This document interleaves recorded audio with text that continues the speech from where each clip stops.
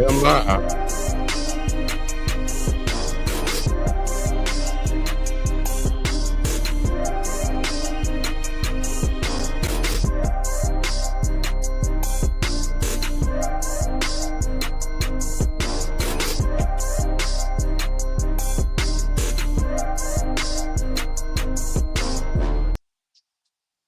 Man, what What's up, big dog? what in the world did we just watch, bruh? Hey, that was a hell of a game, bro. It was a hell of a game. Hey, Hey, go ahead. that's Halliburton is hey, he's the truth, bro. Hey, bro, he been doing it all postseason, man. I was as I was looking at it, and I'm sitting there and I'm thinking to myself, I'm like, when Shea missed that last shot, that little mid Yeah, range, I'm like, damn, and they yeah. got the ball, and of course they didn't call no timeout. I'm thinking to myself, I'm like, man, y'all have got to double down on Hallie right here, cause Yeah. boy, He's a killer. yeah, He's a he killer. definitely is, bro. He's a Yeah, killer. he most definitely is, man. Most definitely is. Uh, well, welcome. So this is really dope. I don't know if you were following us when we started this last year, but we just started off, man, on our phone, doing live reactions to these games as they were unfolding. Of course, last year it was Dallas and Boston. This year, game one, Indiana versus Oklahoma City. We will crown a new champion, a first-time champion for the year 2025. Of course, the MVP, Shea Gilgeous-Alexander, leading the three-head monster of Oklahoma City against the unlikely, improbable Eastern Conference champion Indiana Pacers. Um, I'm look, man. I got to throw out all my notes, Tone. I had to throw out all my notes, Tone, because goodness, man, what did we just watch? What did Hey, we just man. witness in just game one? You know what, Block? I think this is gonna be it's gonna be one of them series. It's gonna be very interesting, um, for a lot of reasons, right? To your point that you kind of just alluded to. For the first time, we're gonna have a new champion being crowned for the first time in several years, right? That's right. But Yeah, as me and as we was doing our podcast earlier tonight, Jay and I was talking. And one thing that stuck out about this is you look at it, right? You got two small market teams battling for a chance that's at their right. first ever, NBA championship, right? And Right. so I've seen a lot of people, talk about, well, I'm not gonna watch this NBA finals, blah blah blah, because you don't have it's not that star-studded cast that you typically see, such as like a LeBron or a KD or a Steph, and those names, not those typical household names that everyone is Right. accustomed to. But man, I'm Right. telling you, between these two teams, the way they play, the pace that they play at, man, this is gonna be a good series. And I honestly, yeah, go ahead. tell me your prediction for for this series. What do you got for this series? This series, I'm still taking OKC. Okay. My pick was earlier was going to be OKC in five, but now I'm going OKC in six. So I'm still going Yeah. OKC. I think they'll make the adjustments game two, and just looking at it and not taking anything away from Indiana, because Indiana played a hell of a ball game, but Absolutely. I don't think Oklahoma City really played their game. Mm-hmm. Yeah, I think Shea finished with 38, but if you look at, I think at one point I saw the stat, he was 13 or 27. So he was very aggressive in his shot taking tonight. If you looking at it, yeah, he finished with 38 points, right? But the Right. way he finished with those 38, right? It took 27 shots, almost 30 shots to get to those 38 points. So um even though his stat line shows it, I still don't feel like he played maybe his best game. And then looking at it from a team collectively, J Dub, I felt like he didn't really play his best game overall. So I think OKC definitely has some room to clean up, make some adjustments for game two. But then again, you look at Indiana. Obi Right. Toppin. Obi Toppin struggled there in the early going, right? And then Yeah. he was able to finally settle himself down, get into rhythm. Halliburton, I think at one point, maybe third quarter, Halliburton only came, had 10 points, you know, in third quarter. So I think both teams really was trying to find their way. And once they make those adjustments on the fly, I think we'll see a different game two. But yeah, I'm still And, taking and OKC in six. so the first thing I was going to say was that we saw in the early goings how Indiana was moving too quickly, Right, and right. it seemed like it looked like the moment had got too big for them. Yep, But halftime, obviously, they were only down, I think, 12 at half. And, yep. everybody said, well, and look, man, as seen, you can't let Indiana just hang around. Right, Uh, right. even obviously 25 points, 20 points ain't too much for them. But Exactly. my first note, the first thing I thought, and I can say it now. If Indiana wins this championship, um, Pascal Siakam is going to be the Finals MVP, Yeah, and it's because he's a matchup nightmare. yeah, And yeah. I think that was something that was pointed out as well, that Indiana was matchup hunting. They're going to do that Mhm. all. That's how they win, is because they create so many matchup problems. And I believe Right, that a lot of analysts were saying, oh, Indiana or Oklahoma City is everything that Indiana is, but on a higher scale, and that may still be true. right, But look, man, you looking at they've got 3 or 4 guys, maybe 5 guys that really can put that can fill up a stat sheet in Indiana, and obviously no lead is safe with them. But the first note I wanted to make, and then I'm gonna get to. I had a couple questions. I had them before the game started. But the first note I was going to make was that um, Indiana out rebound OKC. mhm. And for everybody that's joining us, I've seen a few eyes just show up. First of all, thank y'all all so much for checking us out. I know it's late. I know a lot of my friends is probably past y'all bedtime. I ain't gonna lie, I could use a nap too. So, Same here. but but thank y'all for joining us. This is game one, live reactions. And look, we got the comments section wide open. I got the guys from Run Your Mouth with me, and maybe a few more people joining us as well. Don't want to do too long, but just want to make some point out some observations we saw. And so very, very excited to do this. We did this last year. This was a great opener for the Fanatic Sports Pod and the network and everything we're doing. So we're looking forward to it. Just to announce, it's already booked on Sunday night after game 2.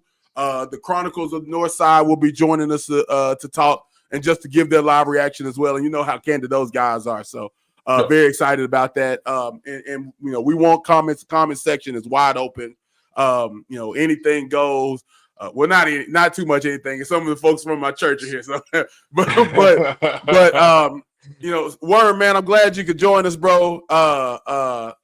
So tell me your thoughts, man. Straight out, hot out the grease. Tell me your thoughts. Man, what's that? What's that? Coach Green? We let him out. That's all I can think of. Yeah, man. Seriously, bro. Listen, and without question, man. This is the Pacers didn't get here by accident. Yes, Right. I know that maybe the best player pound for pound, the best player in the NBA Eastern Conference, Jason Tatum, did get hurt, and then that did open a door for Knicks and Pacers conference finals. But it's not an accident. This is not No. merely just by happenstance. I believe that the East is going to be very dangerous next year. We'll talk about that around Game 6, Game 7, going into the offseason. But hey, man, these Pacers, as you can see, are for real. Or at the very least, this ain't, if they're lucky, they've been extra lucky. So you can say what you want about what happened. The results are the results, and the results are that right now the Indiana Pacers lead the series 1-0 against Oklahoma City Thunder. Yeah. I'll tell you another thing you got to look at too with Indiana is, man, and they've been there before, right? They've been down big, 20 points, 17 points here and there, and fought back to win the game. And so this is definitely, it's not uncharted territory for them in a situation like that. But you have to look at, man, they were poised. They're just very poor. They didn't get rattled. They stuck to Yes. their game plan, stayed true to who they were, continued to do what they did. And hey, here's what you have. So, man, huge shout out to Indy for that, man. Gosh, that what they're doing and who they, they've been true to who they are. This game is definitely who they've been for the entirety of their of this playoff run, man, and it's magical to watch. But so all right, let me jump into it as we get going. First off, shout out to the comment section. Gotta give a shout out to my man Travis Foster. Shout out to Trav, man. That's my guy from the church, man. Super excited to have him with me, have him on the screen, man. So first of all, he said it's all good, but every game is going to be exciting to watch, and I agree. Yeah. I definitely feel like it's the same. Here we go. The superstars here. All right, we ready now, everybody. Yeah, that boy here. Hey, all right, we warmed up now. We the opening act. We get 5 minutes and then the headliner is. Hey, what's up, Mark? Man, what's up, man? Hey, good, bro. Listen, man. Mark? What did we just watch, bro? What did we just witness? I'm gonna say this. What we just witnessed, and I'm gonna throw this word out there. I know there's an MVP on the court. There is. It was superstarless basketball. It was just hooping. Mm-hmm. I say that because Indiana had 6 guys, double figures, 39, 38 points off the bench. Mm-hmm. It was hooping. And they did what they do well, which is drive, draw, kick. And then for some reason, and I, for the life of me, can't figure out why OKC thought it was smart to play small ball. They were trying to match up. They really are trying to match up. Make it take it. It's not make it take it. It's not make it take it. Look. So first of all, shout out my big brother Dre. We were on the phone and I was trying to enunciate these words to him, and it finally came to me. I said, "Hey, bro, the Pacers," and you said it. They got 6 players in double figures. So you got it's gonna be a varied attack. The way that they're gonna attack you is, first of all, it's gonna come in different waves. Right. Yeah. And you can't pin them down to just one player versus 2 player. And I heard a lot of the sportscasters, the play-by-play guys really kind of leaning in like, oh, well, in the last series, they had 2 players they could pick on. You won't have 2 players to pick on this game. And that's true. The Thunder play very good defense. And look, man, we're talking about a 111, 110 game. That's pretty low for a team that, the underdogs average 117. Right, and I think the Thunder average 125, right? So we're talking about guys that this was good defense on both sides of the ball, but the Pacers are gonna come at you with a lot of different varied angles. You can't just box them in one way and go. It's not just gonna be a one size fit all to beat them. You're gonna really have to come to hoop. Yeah, I agree. I'm gonna jump in because Mark, you said something that it brought up a good point, and it's something I was actually gonna allude to as well. So when you talk about when the Thunder started went with small ball, right? One thing I took from that, because to me the game, looking at it specifically after watching OKC play, the Western Conference Finals, semifinals, and whatnot. Right. As you're looking at it, it just looked like they were out of sync tonight offensively, which I know they struggle. Like from time to time, they do struggle offensively. They are, obviously we know they are a defensive team, but they definitely look out of sync. Chet, he really was out of rotation tonight. You have to credit the Pacers for forcing their hand to have to go make a decision to play small ball, right? They it almost like they were just completely out of sync tonight. They never really found their rhythm. Like I said, Shea, he had 38 points, but if you look at the way Shea took it, almost 30 shots. I think at one point he was 13 or 27 from shooting from the field. So he had almost 38 points. He had that, but still it's the way that he got that 38. He really worked hard for it tonight. And I think just looking at it overall, they just offensively, they looked out of sync tonight. They didn't look like they were. I mean, at the times I feel like in transition. They were rushing their pace with the basketball in transition. They just didn't look like I have watched them over the past couple weeks. And so I feel like they'll make some adjustments for game two. But again, you have to credit Indiana for the way that they play with it and the way they stayed the course and stay true to who they are. And I think that that's the point. That's a great point, Tone, is to talk about how look. So with great players, I don't think you can stop them from scoring. I think it's that you have to force them to be inefficient and take away possessions from them. Right. When you get a Shea, or it was the same thing. I almost am scared to put him in the same atmosphere, same sentence. But Kobe was that way, right? We couldn't stop Kobe from scoring, right?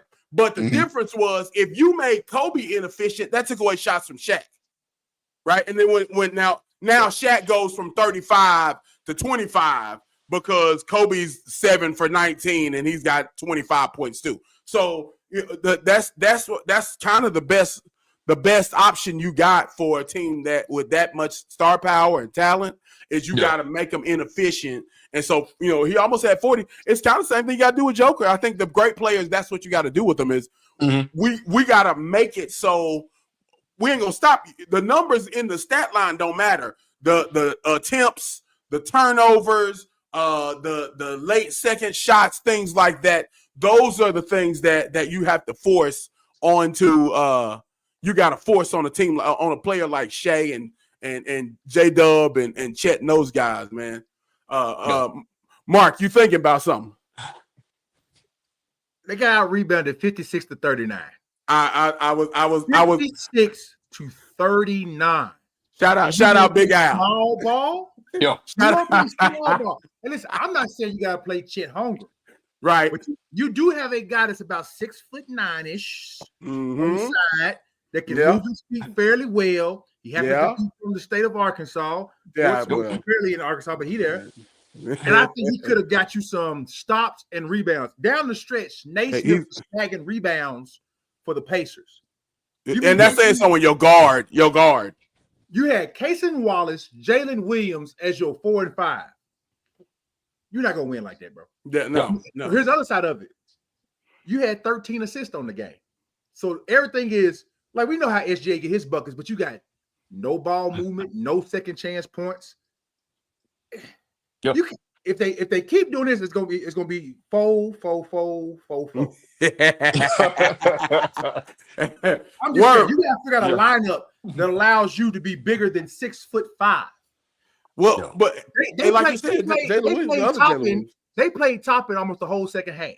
Yep. That's 6'9" with a 40-inch vertical. You're not out jumping him, so you got to go send 1 or 2 to box him out, and you just didn't have the numbers. Like, bro, 56 to 39, and you stuck with it. Somebody at the halftime should say, "Hey, coach, this shit ain't working." Yeah. And you know something else too about that is when you look at Miles Turner, you look at Pascal Siakam, you look at those guys in the lineup. The thing is, when you see Chet and you see Hartenstein, those are not guys that you look at and be like, okay, that's a Rudy Gobert. They can they don't get in situations where you can't play them. They're offensive or defensive liability. Both of those guys can play both ways. They're too big. They're too. Hartenstein can guard the pick and roll. Yeah, he can guard the pick and roll. Chet can guard on the perimeter. Chet moves his feet very well when getting taken off the dribble. So I don't see why he decided to go small ball with that unit. I don't get it. Overthinking. Yeah. Well, I was gonna say you weren't jumping here. Tell me. Oh yeah, man. My bad.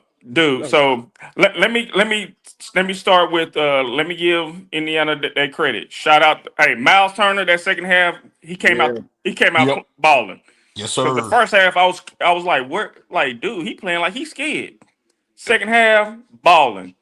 Obi Toppin, if he was playing like that, he would still be a New York Knick.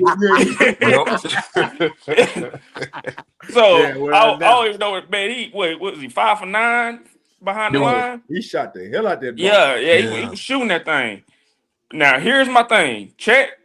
I don't know what. Hey, bro, you didn't show up today. You He didn't didn't. show up today. Hold that thought, because the comment section just said the exact same Yep. thing. Yeah. The comment section said the exact same thing, bro. Yeah. When you get to this area, this late into the season, or as Tomlin says, the road gets this narrow. Hey man, you got to dance with who brung you, and it feel like that people started overthinking stuff. And it's game one. Game one, it's my 5 versus your 5. I'm gonna make the judgments 2, 3, 4, 5, 6, 7. But game one, I'm gonna put my 5 out there. And if you mean to tell me if SJ drives, you mean to tell me you ain't gonna turn and look and check, can't go spot up for a 3? You mean to tell me Harkenstein can't be there for the drop off? You're gonna have to help on SGA when he drives, as you saw. You have to.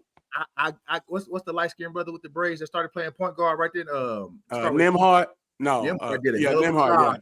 He did a hell of a job there for quarter. I ain't gonna lie to you, Doc. Nimhart was on. And guarding SGA, you can't play small ball because it's not make it, take it. Not only you have to guard me on the other end. That's right. That's stupid. Yeah, man. All right. So let me ask you this. I was thinking about this before the series started. A couple questions that came to my mind as the series started. Number one is this, and I want to pull us out a little bit out of game one and look big picture. And this is a big if, but it doesn't feel as big as it did. If the Pacers overcome the odds and win this championship, what does that do for Rick Carlisle's legacy? Where does that put him with his legacy? After winning a second ring, overcoming, not only if he would be doing it for the first time, for the second time, he would be overcoming the biggest odds as the biggest underdog to win a championship or coach a team to a championship. What does that mean for his what does that mean for his legacy? Any thoughts on that? Yeah, I think it puts him up there pretty high. For the simple fact, like, I believe, he ain't one of my favorite coaches. So he if I was GM, he'd never be coaching one of the teams. He ain't one of my picks. I still got Mark Jackson on the bench, but that's another story. But as far as game time, in-game adjustments, he's up there pretty high. As far as strategic, like, hey, you gonna do what I say, or you're not playing, he's up there pretty high. So I'm gonna say in this era, unless somebody beats him, unless unless Steve Kerr, hits another one, he's up there pretty high. I mean, I don't know what era we're talking about. We're talking 2010s, since 2000, or the 2020s. But what decade we're talking about? But he's up there pretty high. I would. You have to put him up there with a lot of kudos. Does it make him an elite coach? I don't think I put him in that. Okay. But you gotta give him kudos for winning too, because I'm sitting there looking at it, and there's 14 coaches that have won multiple as a head coach, right? Yeah. We're talking about only 8 to have 2 right now. So the question becomes: do you put him above Eric Spoelstra? Do you put him above? Go back a little bit, Rudy T. Yeah. Do you put him above guys like Chuck Daly? I can't put him above Chuck Daly. Because Chuck Daly won when he didn't have the best roster a lot of times. Yeah, you're right about that. I can't put him above Rudy T. Back to back, right? I mean, Rudy T dominated for some years. Yeah, back to back. But I can't put him above Eric Spoelstra just because I'm not an Eric Spoelstra guy. I think he's one of those overrated coaches in the history of overrated coaches. But that's just me personally. Yeah. All right. So shout out my man Blue. I know you're under the weather, man. So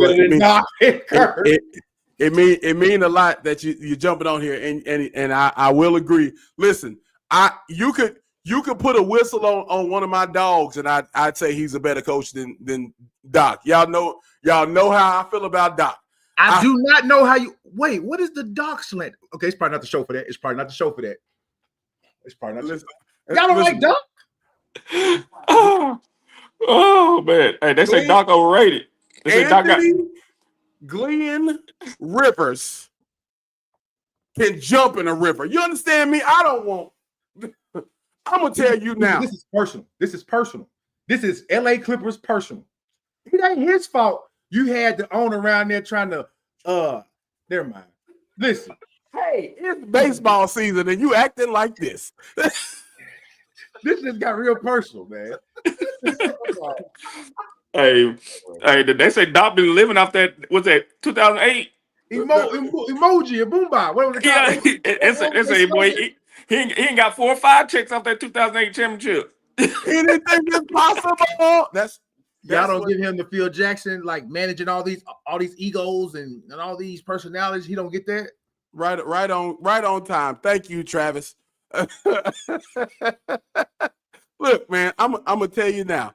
I will admit that shout out, first of all, shout out to the comment section. But I'll admit that when you're talking about Doc, it takes a lot, right? To be a professional head coach at this level, at the highest level, you're dealing with grown men who get paid more money than you, and you have to make them do what you see needed done to get to a championship and beyond, right? And to actually win it. And so look, let's bring it back in a little bit while we talk about coaches. What does it mean for Mark Daigneault? I think that's how you say it, Daigneault from OKC. Look, man, this was a college guy. They brought in a lot of really good talent. Sam Presti did. Was the moment too big for him? Because obviously he was overthinking this. Well, I'm gonna say this. I don't think so, and I have to give him some credit for shaking things up. I don't think anybody saw this lineup coming, and he did generate 19 turnovers in the first half. There was a lot of speed. There was a lot of help. There was a lot of tag. There was a lot of stunting. There was a lot of defense going on early that you can credit to Smaller. And he played either Hartenstein or Chet. It was working. The problem is he stuck with it too long. Yeah. It's almost like he had a plan A, and damn it, we're going to work this plan no matter what. Because when it stopped forcing turnovers, and it became more of a half-court game, and the spacing wasn't there because Jalen Williams couldn't hit the blind side of a barn, or because Casey Wallace was no longer a threat from the outside. Shout out Pro Skills for Casey. You know what I mean? Like, what do you do next? When they start playing Obi Toppin and Turner together, you just don't adjust. And so maybe I don't want to say it was too big. I just want to say he got too caught up in the game to make the adjustments. Mm-hmm. Yeah, absolutely. I definitely agree with that, Mark. You had Chet in there in the fourth quarter, but then you start taking him out, but you didn't get anything from the guys that you had. You had Dort, Casey Wallace, and Jalen Williams as your front court. Yeah. That ain't going to get it done, son. Yeah.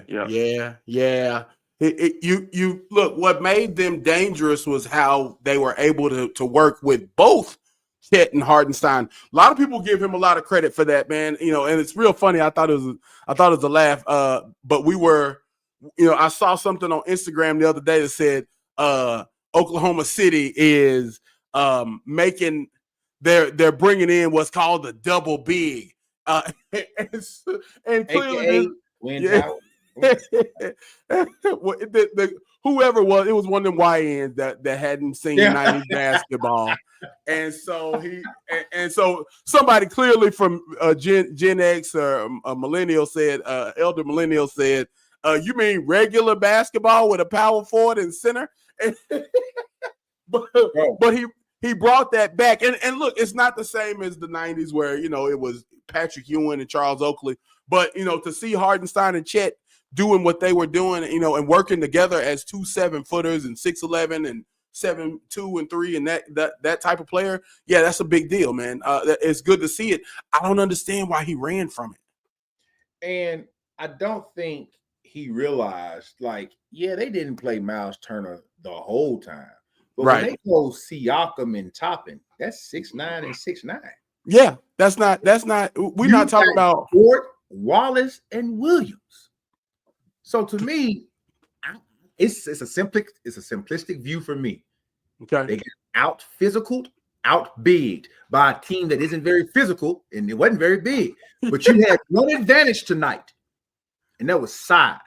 But see, that also goes back to when you can't really slow the game down and run a real offense because you got an ISO player. Now you kind of get out of rhythm with using those two bigs because everything has to be for spacing now. Yeah. Not a lot of cross screens. There's not a lot of drags. There's not a lot of this, that, and the third. Because now I got to spread the floor. So I got to be small and he needs space. But damn it, Harkenstein can shoot a 15-footer. Check Yeah. He can stretch the floor. Damn it, you're right. He got out coached. The moment was too big. I just changed my mind. Yeah. Yeah, I feel like, man, like I said, Check didn't come to play. I don't know what he was on, but he damn sure wasn't trying to play ball today. And so, like, I think he got blocked one time. I don't even remember him taking a 3-pointer. Yeah. And then, like, Mark, just like you were saying, like when we got a ISO player like SGA. Well, excuse me, Block, you were saying it. We got an ISO player like SGA. You don't gotta. He gonna get his. Yeah. All you need him to do, keep it close, and when he keep it close, hopefully he miss one of these shots and give us a chance. Yep. And that's exactly what happened. And on the now, what I would have did, I don't know if I would have called timeout when we missed that shot or something because when Hollenberg had Wallace on, he was not giving up that ball. Not at all. He was not giving up that ball. The last shot was on him, wasn't it? Last shot. And Dort been having him in his back pocket all game long. Like, I don't know why Dort didn't say, okay, he got the ball, let me, you know what I'm saying? And leave the other side of the court because he wasn't going to pass it. But, I don't know. Maybe that's too much after the fact. But, yeah, I just feel like SGA was not helping. Yeah. Like, at all. And you need to play Jaden Williams from Fort Smith. Yeah, I think. Well, look, if you're gonna go small ball, it would make sense, to put because Jalen Williams, Fort Smith Jalen Williams is 6'9", 6'10". He takes charges. You don't have to call plays for him. He's a rebounder. He blocks He's a defensive communicator. He's a great passer. Yeah, absolutely. There's a lot of you. When you look at everything the way it came, the way it fell back and it fell out, how the dominoes fell, I gotta say that Dagno, he got too cute in the game over the game. He let the game get too big, or he started overthinking. You can call it what you want. But before we look, man, so we have about 33 minutes right now. Couple more comments, man, and then we can wrap up, man. Tell me your thoughts. What do you expect for game 2 as we finish out the comments? Man, my bad. I must have hit a button. Oh, y'all good. I must have hit a button. I must have hit a button, boy. I wanted to highlight this because it's interesting. Like Trav made a point. That he's not a closer. So if Alex Caruso isn't a closer, should Alex Caruso be in? Certainly not on offense. I wouldn't think in the closing points of that game. Do you put Alex Caruso in? I mean, I guess you got to have him in for defense, but do you put him in on offense too? Or my thing is this: nothing's wrong with having him out there. Yeah, nothing's wrong with having SGA, Russo, and Wallace. Yeah, or Jalen Williams, small Jalen Williams. Yeah, but you have to find a deeper rotation at this point. I don't think you're skilled enough to just go with that small ball rotation at 6-7 players, then alternating Harkenstein and Chet here and there. Right. You have to find a role and steal minutes for Jalen Williams to come in and wear out a Siakam, wear out a Toppin, guy that can go out there and play in space like Jalen Williams. And I'm not just saying because he's Arkansas. I actually think the guy can. Yeah, he's an outstanding forward. Yeah, I'm high on him too, man. Like I feel like to me, now he's not 7 foot. He ain't Chet, but he moves way better than Chet. Right. Way better. Yeah. He passes the ball way better than Chet. He rebounds way better than Chet to me. He's gonna box out every time. Box out every time. Yeah. And he's gonna take a charge. Like, what else do you want? He can hit the tray ball. But yeah, I don't know, man. I just feel like I guess I'll have to I guess I'm gonna have to agree, bro. He got out coached. Like, Yeah. He definitely outcoached tonight. Yeah, he definitely got out coached. Yeah. What I think also will happen is, to your point that I think you just made it about Marvin, you just talked about Dort on Halliburton. yeah. Right. Who's gonna guard Nembhard if he does become the prominent ball handler again? You got to find a second defender, because when he started handling the ball, Yeah. and allowed Halliburton to get off, and even though he wasn't scoring a lot, you got to respect him. Yeah. He's coming off pin downs or whatever he's doing on this side action over here. Right. And it let him just ISO. It let him play in space. Then now you got Halliburton over here moving. You got him tween, cross like he about to go. And then a couple times you saw Siakam just slide through the back door. So they found a way to shake up and put the emphasis and take the eyes away from the help. And now it's focused on ball and where's Halliburton. And now I think Thunder has to react with who's our second defender, because now Nembhard is getting loose. And have to find a deeper rotation. The most interesting thing about that is before and again, this conversation I was having with my brother. And actually I also had this conversation. Shout out KP as well, man. I had this conversation with quite a few people. And I just got a phone call from my homie James. He's the one that's telling me I need to pick Indiana to win the series. And the points he brings up are very true. But the difference between OKC and Indiana right now, as far as game one is concerned, our overreactions, is that you're telling me you got to look for a second defender, and look, there's two all NBA defenders on the court that on their team. Caruso would have been a third. Cason Wallace is supposed to be a great defender. If you got four great perimeter defenders,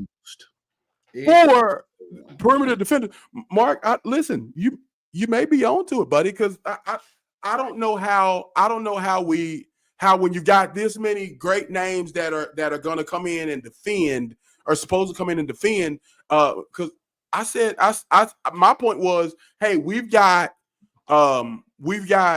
Indiana's got a big number of folks that can fill up the stat sheet and score, and OKC has a lot of specialists that can play defense, some that can score. The only real two-way on the team right now, it looks like, was Jalen Williams, and they didn't even put him into the.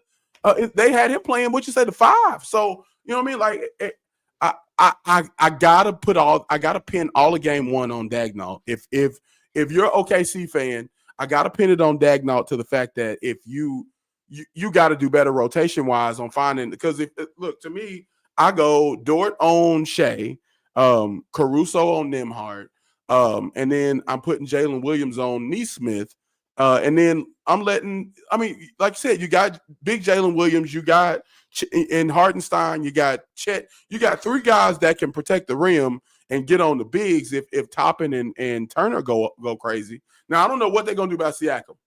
He's too fast for bigs. He's too big for smalls. He's the matchup. So if I'll state it, I said it, and I'll keep saying it. If the Pacers win, Siakam's gonna be the Finals MVP. I would bet money on that. Mike just, as a matter of fact, Mike got $1 for it in my FanDuel right now.